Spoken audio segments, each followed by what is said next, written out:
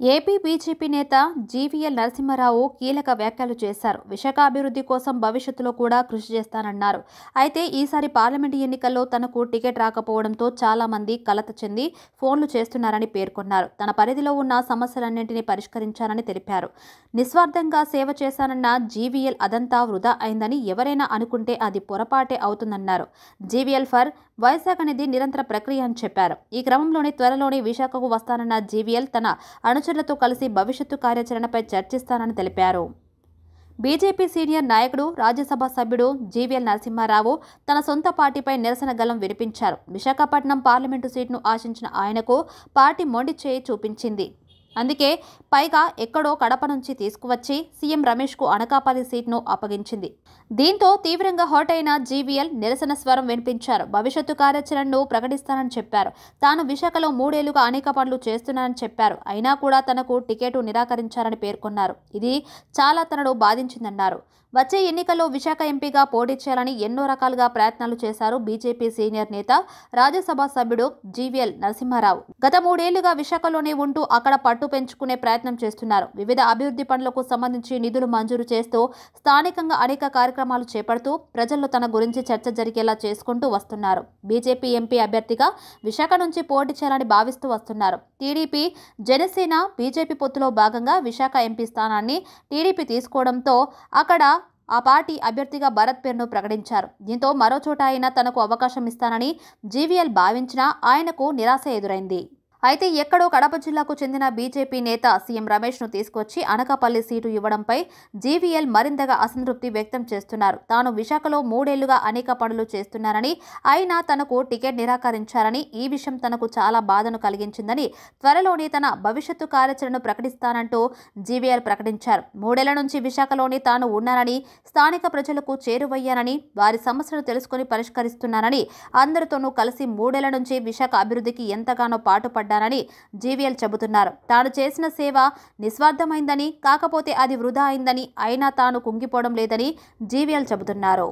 రాబోయే రోజుల్లో మరింతగా కష్టపడతానని ప్రకటించారు. అసలు వచ్చే ఎన్నికలను దృష్టిలో పెట్టుకుని తాను సేవ చేయలేదని జీవీఎల్ చెబుతున్నారు. జీవీఎల్ ఫర్ వైజాగ్ అనేది నిరంతర ప్రక్రియ అని, ఇది కొనసాగుతూనే ఉంటుందని తెలిపారు. త్వరలోనే విశాఖకు వస్తానని, తన అనుచరులతో కలిసి భవిష్యత్తు కార్యాచరణపై చర్చిస్తానని ప్రకటించారు.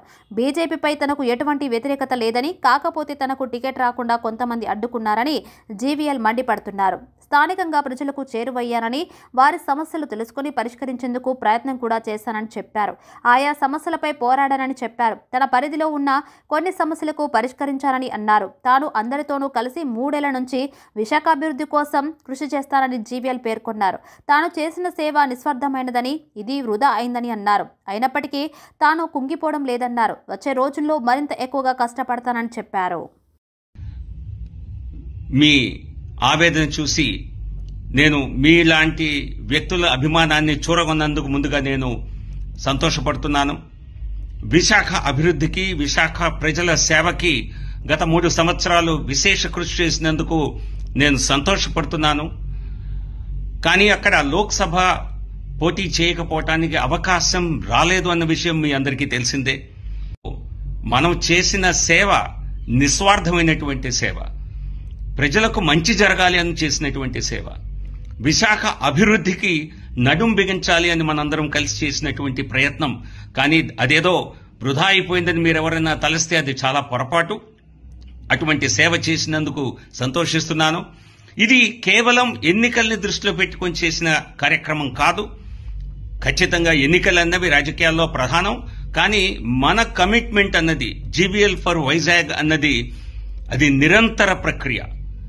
ప్రజా సేవ, విశాఖ అభివృద్ధి అన్నవి ఒక కమిట్మెంట్తో చేసేవి.